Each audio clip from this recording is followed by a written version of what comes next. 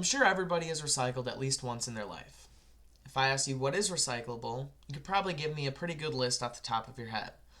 Paper, plastic, tin cans, the normal stuff we can usually take care of from day to day. But can you say the same about composting? Our campus has a composting system, but do you take it very seriously? Probably not as much as throwing things in the trash in the recycling bin. This is because we're never really told how beneficial composting can really be. While recycling helps the earth in a ton of ways, so does composting. Composting can truly turn the tides of our climate crisis, but not enough people are talking about it, or practicing it for that matter, because the information just isn't there in front of us. Well, the information is right there for anyone.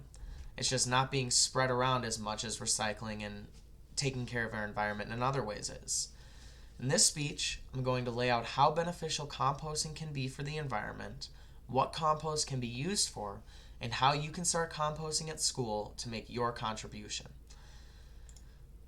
Now, first, the effect on landfills is immense. Landfills are filling up faster than ever, and food is one of the biggest culprits in this issue. The state PIRGs are a group with a very strong mission statement. They aim to speak out for a healthier, safer world in which we're freer to pursue our individual well-being and the common good. Whether blue, red, or purple, this group is willing to fight for the greater good of human beings as a whole. And according to their data, Americans landfilled or incinerated 50 million tons of compostable waste in 2015. This is enough waste to fill a line of fully loaded 18-wheelers stretching from New York City to Los Angeles 10 times over. That would be 27,000 miles of 18-wheeler trucks filled with compostable material. Compostable material is not only food. According to the U.S. Environmental Protection Agency, some examples of compostable material include yard trimmings, paper, and cardboard. Paperboard is also compostable as it is the same material as cardboard. With the amount of yard trimmings, paper, and paperboard, and food that goes to waste each year, it is easy to see how composting can alleviate the toll on landfills as a whole. According to NPR, college students will waste 142 pounds of food on average per year. This includes food going bad in the fridge at home and throwing it out, all the food in the caf that gets thrown out at the end of the day, and all the food that ends up in the garbage after eating your meal at Davies. According to Eau Claire's own website, undergraduate enrollment this year is 9,255 students in the fall of 2020. Taking average food waste of a college student, this means that UW-Eau Claire alone wastes a little over 1.3 million pounds of food each year. Imagine how much food waste we could cut down as a school if we all gave composting a little extra attention. Living on campus, it is very difficult to see the value of food since it's around whenever you need it. But in reality, 12.3% of American households remain food insecure to this day, according to feedingamerica.org. This equates to about 41 million people across the United States. By cutting down individual food waste, overall prices of food will get driven down for everybody. Food is a very valuable resource that we take for granted a lot of the time, but it needs to be treated with a little more care in day-to-day life. So you may be asking yourself, well, if it's not going to the landfills, what's the point? Where does it go instead? Well, compost can be used as a natural fertilizer to grow vegetables, as vegetables are very, very hungry plants that require a lot of extra nourishment and nutrients.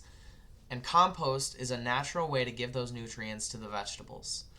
Compost decomposes naturally, so as long as there is a space for compost to go, it will get rid of itself on its own and fertilize the ground as it does so.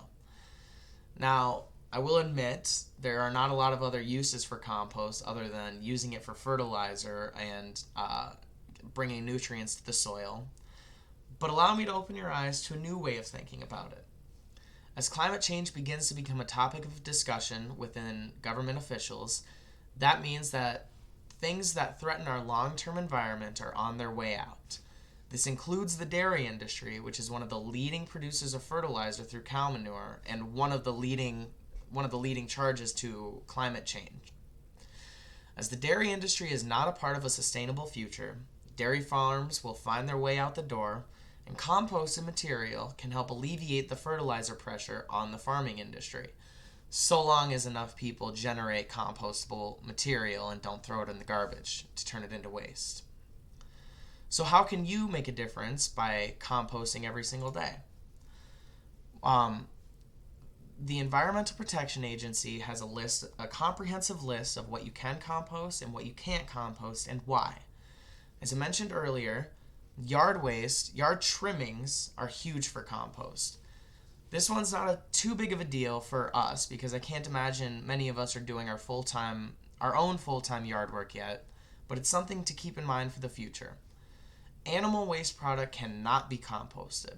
So meat and dairy are not able to be composted, but eggshells, fruits and vegetables, and coffee grounds and the filters can all be composted. Banana peels are also very, very good as they're filled with a lot of nutrients that help the soil. And next time you're on campus, take a little extra time to separate your food for the compost bin. It'll do wonders for your future by freeing up space in the landfills, providing better access to food for those who can't afford it, and it will reduce your carbon footprint by a whole lot.